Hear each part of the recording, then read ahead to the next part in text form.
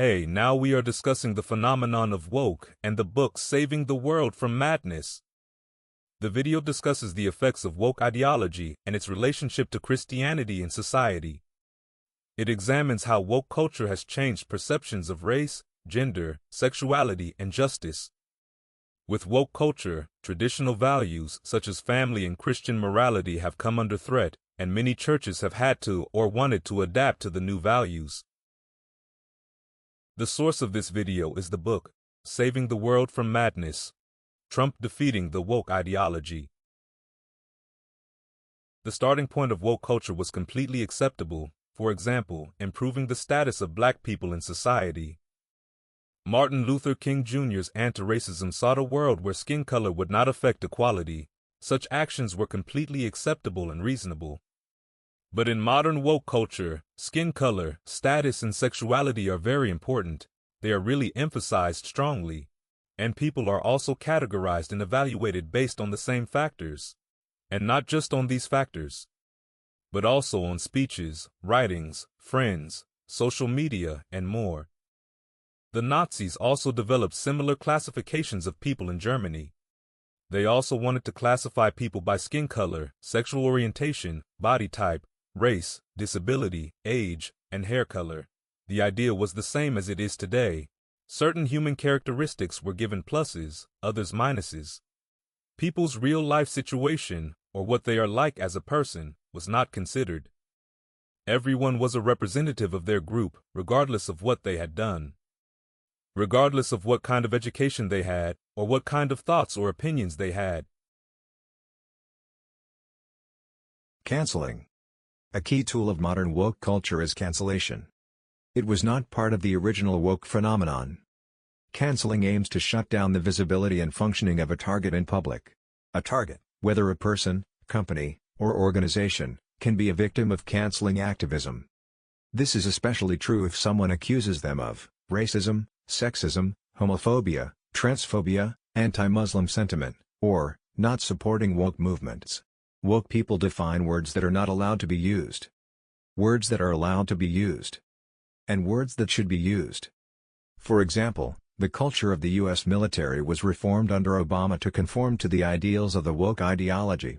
An army chaplain was then forbidden from mentioning Jesus in his speeches so that his speech would not offend anyone. According to the doctrine of intersectionalism, the identities that have traditionally been and are in power are bad. These include male gender, especially heterosexual men, whiteness, and so-called cisgender. It means a person feels that they are in their natural gender. They are already privileged due to their group identity. Supported identities include femininity, transgenderism, blackness, and homosexuality. They are in a weaker position due to their group identity. The Wheel of Power and Privilege, published and originally written by Sylvia Duckworth, contains 12 characteristics according to which a group of people's relationship with power is assessed. Intersectional theory may come up in recruitment, for example. Especially in the public sector. The person with the most intersectional points is more likely to be selected.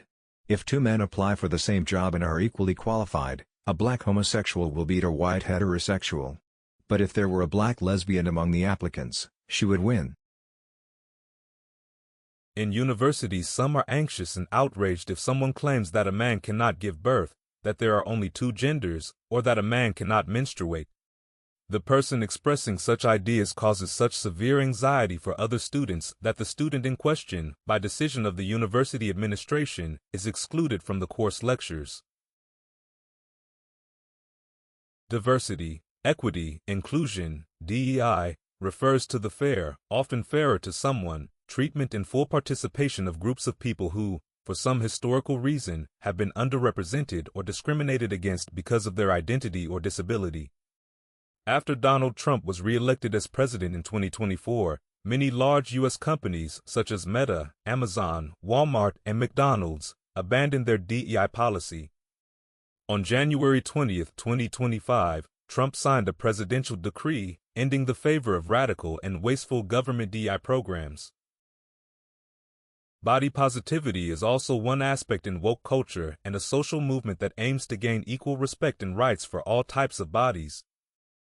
In the late 2010s, ideology began to receive criticism for its permissive attitude towards obesity.